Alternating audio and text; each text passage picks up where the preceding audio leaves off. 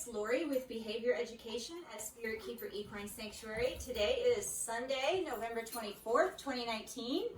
Welcome to this edition of Super Dwarf Sundays. I'm here with Michael and Ashley. Say hi. Hi. And Michael and Ashley had some questions about snakes and how Seti woke up and was wanting out of his enclosure. So he's going to be nice enough to sit here with us while they ask me some questions. Who wants to go first? All right. So we're going to ask questions one at a time. What's your question, Michael? So,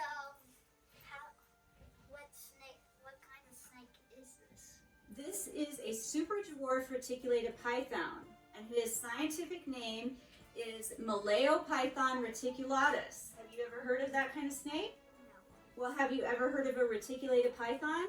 Yeah, I heard of some of them. Okay, so reticulated pythons are technically the longest snake in the world.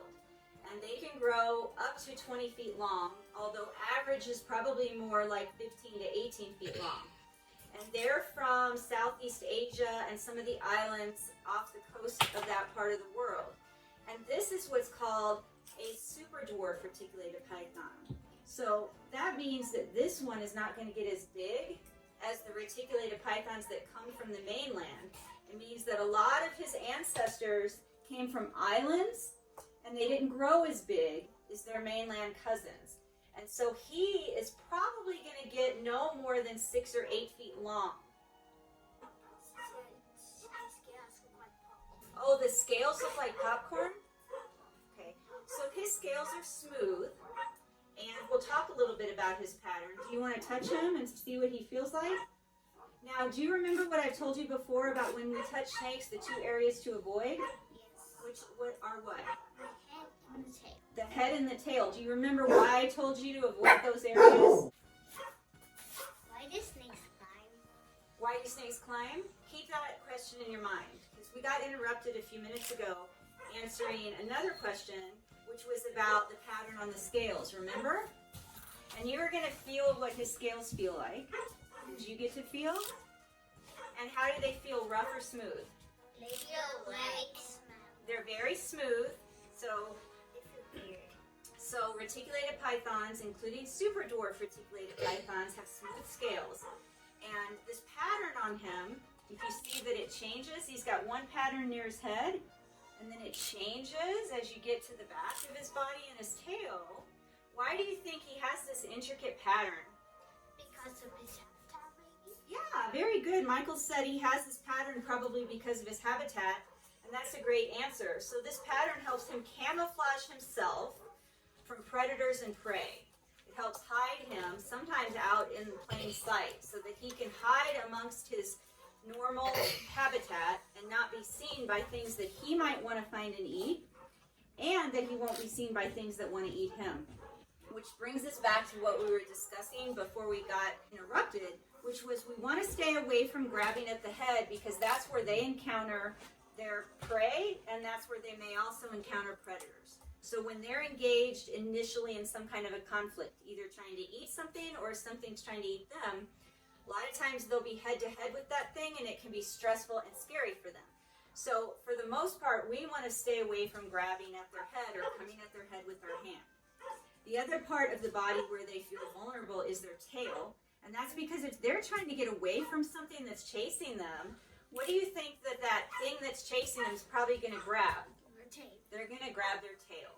And so when we handle them, it's best to let them come to us as far as their head. See how he's bringing his head to me? Yes. And that didn't scare him because that was his choice. And then the same thing with the tail. See how he has his tail going over my skin and he's coiling his tail around my hand. That's his choice. I'm not coming at his tail. But if I'm going to pick him up, so let's say he's just lying here and I need to pick him up, I'm going to pick him up from his middle because he's going to feel less threatened by that than anything else. Okay? All right, and then Ashley had a great question that she was supposed to remember. Why do snakes climb? Why do snakes climb? Why do you think they climb? They climb to get away from predators. They might climb to get away from things that are trying to eat them. What's another reason you think they might climb? A wall. They might climb a wall for what purpose? Hot dogs and cheese. if something's chasing them or to traverse terrain. So they might climb a mountain or a tree or rocks or a wall to get to the other side of whatever that obstacle is.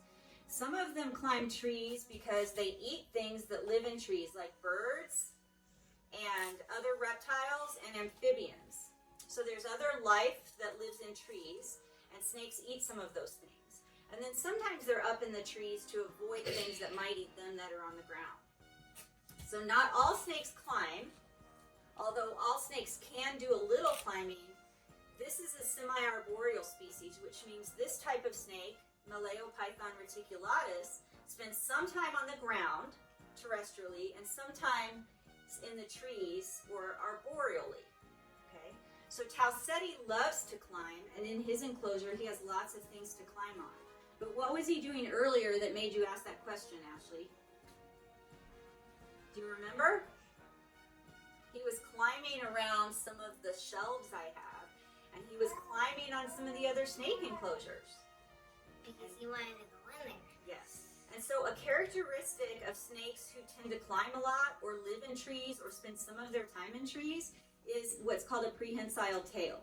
See how his tail's gripped around me? Yes. So he can anchor onto stuff with his tail, like we can grab onto stuff with our hands.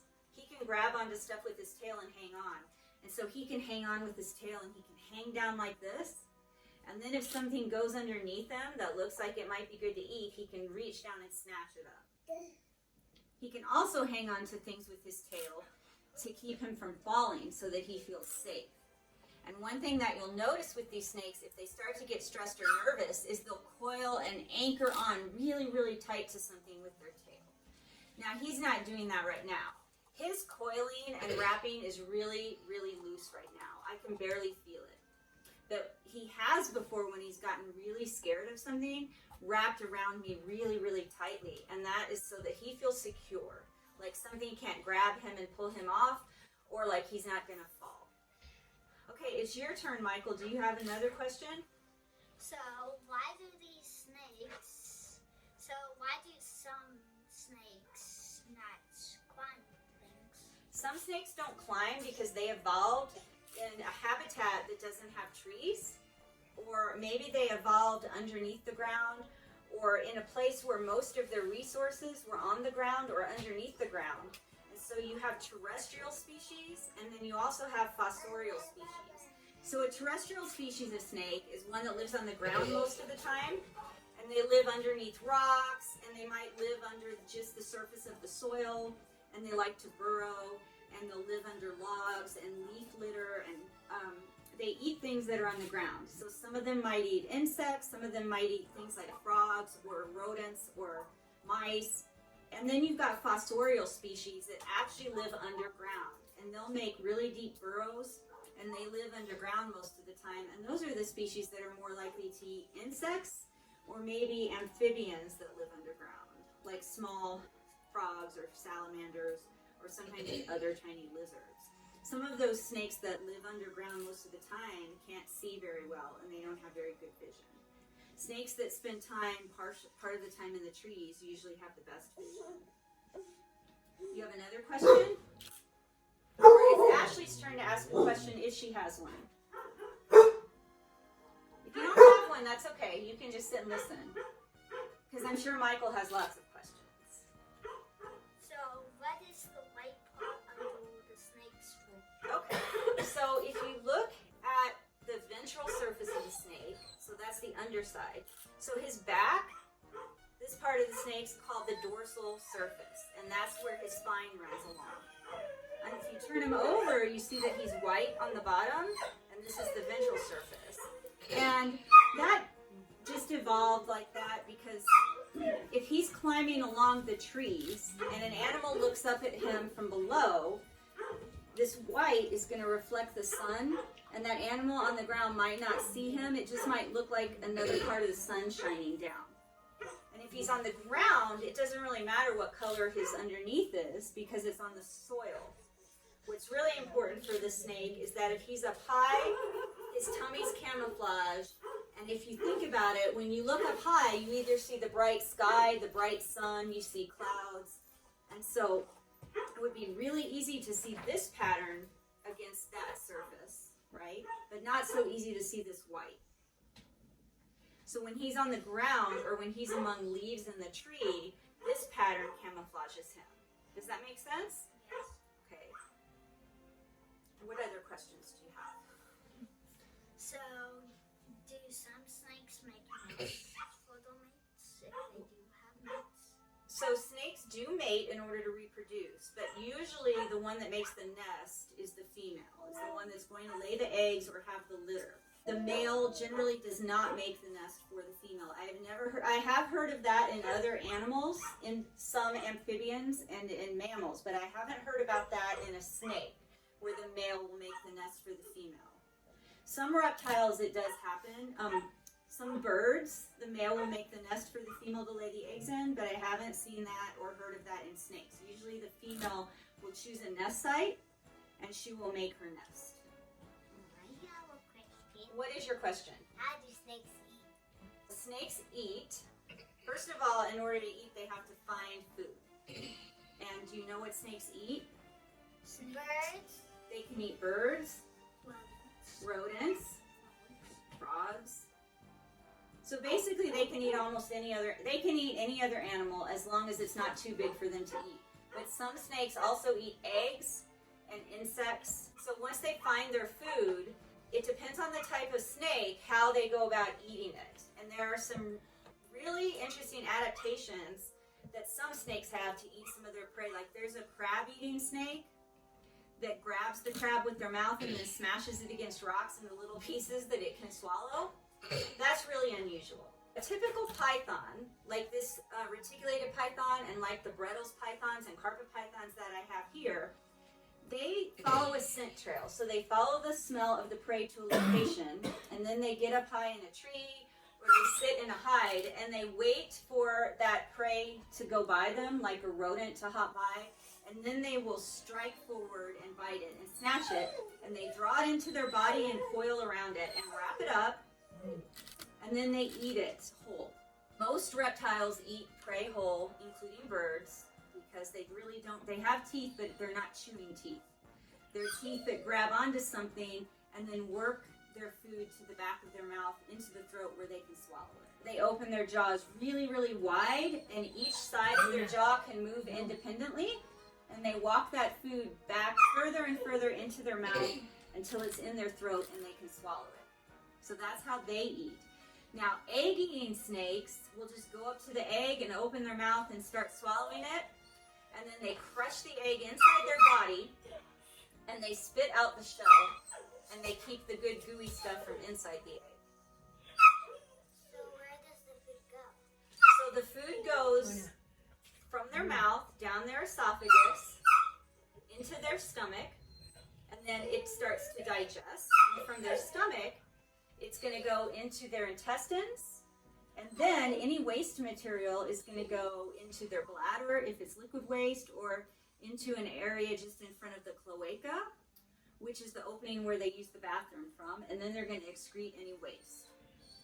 So it's just like we work. We swallow the food, it goes into our stomach, we digest it, it goes into our intestines, and anything our body doesn't use comes out the other end, and snakes do the exact same thing. Some snakes eat fish, some snakes eat insects.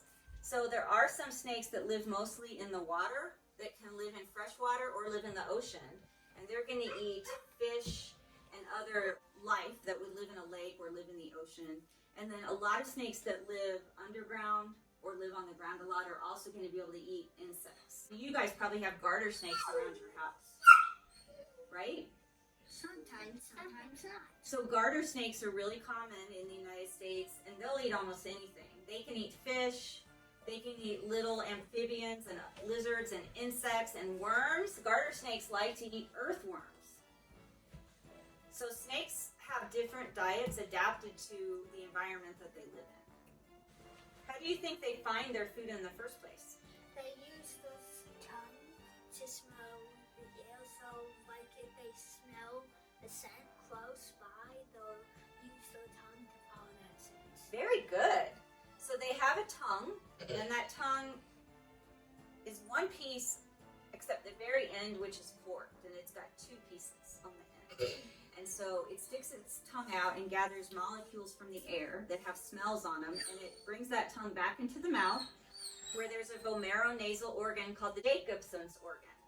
And that takes those scent molecules from the air and it sends them to the brain for analysis. And then the snake can tell where that scent's coming from, and that's why the tongue is forked. So it can actually tell if the smell's coming from the right or the left based on which side of that forked tongue has more of the scent on it. They also find their prey, the snakes that have good vision and can see well, from sight, just like we see things. So it uses sight and smell to find prey. Some snakes, like pythons, also can sense infrared radiation, which is heat, the body heat that we put off and that other animals put off. And so it can actually see that, kind of like night vision goggles pick up body heat in order to see people and other animals at night. Snakes have that vision. All right, so what are your thoughts, or do you have any other questions? So my question is, do snakes have nose? And if they do, why don't they use them? Do they have a nose? They do have nares. That's like our nostrils. And they can use them. It's just that their tongue is a much more effective way to smell things. So their nostrils just haven't developed as their primary sensory mode of picking up olfactory signals the way ours have. They use their tongue more. Thanks for watching, everybody. I hope you've enjoyed part 1 of our Questions with Kids Super Dwarf Sunday edition. It's really applicable to everyone, not just super dwarf people. The kids' questions were so many and it went for so long, we decided to divide this into 2 halves. So this has been part 1.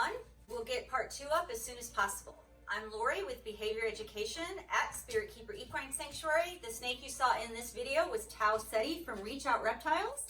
Until next time, everybody, love your animals and remember to always be kind.